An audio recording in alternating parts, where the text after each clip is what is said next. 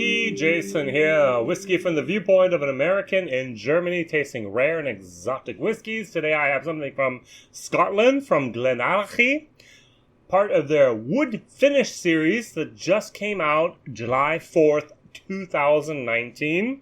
Today I have the GlenAllachie Port Wood, 10-year-old, 48%, non-chilled filtered, no color added. Ruby port pipes, yay. So basically 8 years this whiskey spent in ex-bourbon casks, and then for the last almost 2 years, ruby port pipes. Over here in this corner, ding ding ding ding ding, I have GlenAllachie batch number 2 cask strength 10-year-old with 54.8%. I actually got this from the distillery where I was there in March of 2019. Thank you very much. Julia gave this to me, this sample, at the Limburg Whiskey Fair. Thank you very much. Now, GlenAllachie with their wood finish has a 8-year-old, which has a Cavol rye finish, yay. A 10-year-old port wood finish, yay. And a 12-year-old Jimenez PX finish, yay. So this is whiskey base number 157172. I hope that's right. I can't read my own writing. And I just did a review of this online in German. Now, the only problem I have with this whiskey is not the color. Look at that color. You can see it immediately. The port pipes really took over. The problem I do not have with this whiskey is the nose. This is raspberry pudding with vanilla cream pudding or cream sauce on top. This is so good on the nose. Oh, I could smell this literally for the next 5 minutes and be happy. Raspberry, vanilla, a little bit of malt, a tiny little bit of alcohol, 48%, not bad. Wood, malt, very, very nice. It's a great, great nosing whiskey. Over here, the batch number 2 of batch strength 10-year-old. Very, very nice. Now what I'm going to do is I'm going to dilute this down to about 48%, trying. I always get with GlenAllachie, I get pineapple and grapefruit. More grapefruit than pineapple, it depends on which one I have, but a lot of grapefruit. GlenAllachie means Valley of the Stone or Valley of the Rocks. Now, Billy Walker is the brainchild behind the combination of Glendronach, Glenglassaugh, and Glenriach. He sold the 3 of them to then Brown-Forman, yay, whatever you want to think about that. And he couldn't just sit back and retire, but rather he bought a new distillery and said, hey, I want a distillery where there's no footprint, there's no fingerprint, there's no real... This was a distillery that was made for blends. And so he bought it, including all the stock. And so what he did is he went through the different barrels, tasted them, smelled them, and said, oh, 10-year-old, batch strength. Wow. 12-year-old, excellent. 18-year-old, wow. 8-year-old, ooh, put in the rye. 10-year-old, put in the ruby. 12-year-old, put in the PX.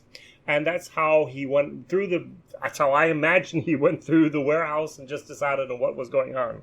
So, now, this is my conspiracy theory, is this whiskey here, the 10-year-old, didn't meet his standard for his bottling of cask strength. And so he said, hey, this whiskey we have, maybe mediocre, maybe subpar casks. Let's finish it. Let's give it a boost and put it in very good ruby port pipes. And that's what they did. And the nose is fabulous.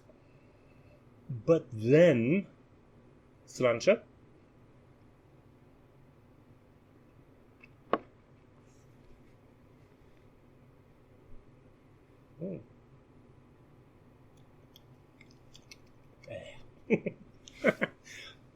you try it and you think, oh, what happened? What is going on? You cannot take subpar whiskey and turn it into a great whiskey just by finishing it. And these were, unfortunately, my personal opinion, WhiskyJason here, whiskey from the viewpoint of an American, casks which were subpar. Why else did he finish them? Question. All right. Over here, these are the barrels he said, hey, good stuff. Let's throw it on the market as soon as possible. 1 second. Clean the palate.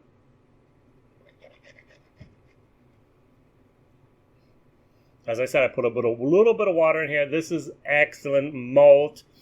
As I said, pineapple. As I said, a lot of grapefruit. I like this.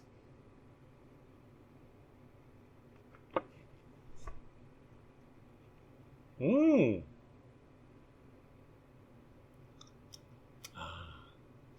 The finish is better than it originally was. Over here, it starts off nice and just goes downhill from there. Unfortunately, in England, 51 pounds. In Europe, probably about 60 euros. In America, maybe $65 to $70, around that price range. They're just coming out July 4th, 2019. So a whiskey that is just hitting the market. That cask strength is really, really good. Batch 2, by the way. Thank you very much. This was here from the gift shop in GlenAllachie. I was there in March 2019, and they filled up a little bit of samples for me. I owe you a video with the 10, the 12, and the 18.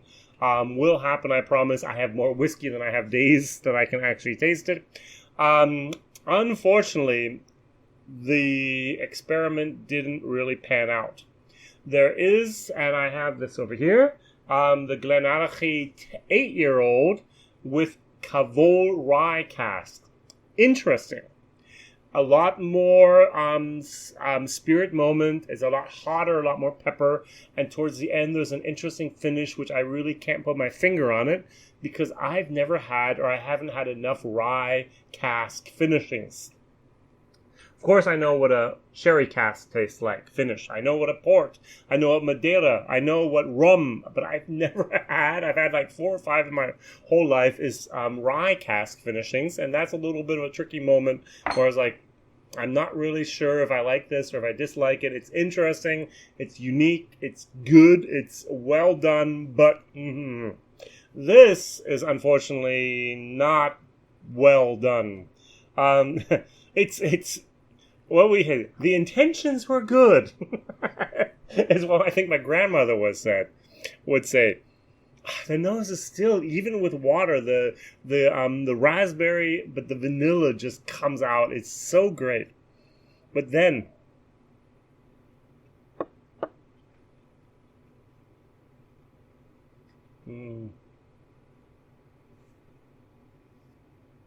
turns bitter. The casks come through, and towards the end, it has the tired cask moment. Now, I haven't had this in Scottish whiskey very often. I've had this a lot in Irish whiskey. I call it the Cooley effect. The Cooley effect is, hey, Cooley was making a lot of whiskey. I know the Irish distillers, Jameson, our Powers, our Redbreast, they get the great casks. Cooley didn't really get the great cask. He had the 2nd, 3rd, 4th fill casks, and he used them. He was producing a lot, put them in there, and said, "Hey, we'll work on it. We'll work on it later." And of course, he sold it then, and he sold a lot of this of his stock to people who just filled them up. Put a brand on it. St. Patrick's put a brand on it. I don't know. A lot of supermarket whiskey put a brand on it, and then it was like, okay, good. And they tried exactly the same thing with the Irish whiskey. Is, hey, okay, it's not great, let's finish it. And it really, really didn't do the trick. And also here, it really, really didn't do the trick. To be honest, buy the 10-year-old cask strength. To be honest, buy the GlenAllachie 12-year-old. Here, I have a little sample bottle here. Whiskey of the Year from Ralphie. This stuff is fantastic. But the wood finish series, at least not the 10-year-old. I'm waiting for the 12-year-old, which I'm going to do next. And then I'll be able to verify if that's good or not. I hope so. WhiskyJason here, whiskey from the viewpoint of an American in Germany tasting rare and exotic whiskey. as the tasting happens in this moment. It's not even on the market yet. By the time the video comes out, probably yes. Thank you very much. Like, subscribe, tell others about this crazy American and Germany tasting whiskey you might not ever see in the States, or it's very, very difficult to get. All the best. Bye-bye.